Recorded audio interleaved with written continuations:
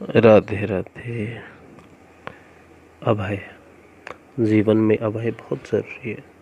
मनुष्य प्राय भयग्रस्त रहता है, ऐसे में उसके लिए अभय का गुण बहुत ज़रूरी है।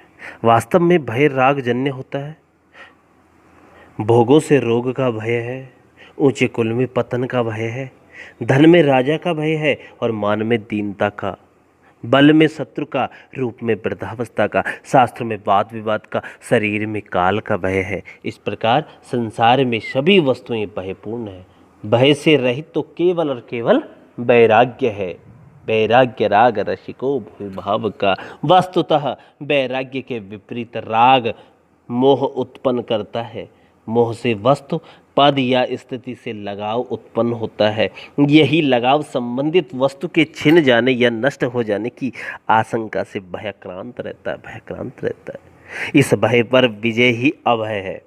इस भय पर विजय ही अभय है। अभय सत्य के पक्ष में खड़े होने का साहस प्रदान करता है। अभय से ही प्रहलाद अपने पिता हिरण्यकश्यप के समक्ष अडिग बना रहा और दैवीय संपत्ति को प्राप्त कर सका।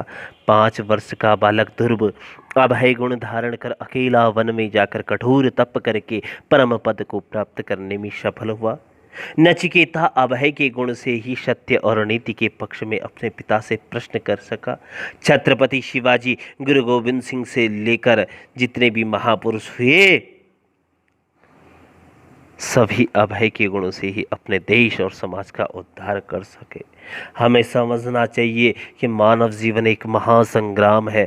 हम इसमें जैसी ही अभिलाषाएं, आकांक्षाएं लेकर सफलता प्राप्ति के लिए आगे बढ़ते हैं, वैसे ही गतिरोध, अपमान, गलानी, हानि और मृत्यु रूपी भय हमारे सामने आ खड़े होते हैं। लो कर लो बात।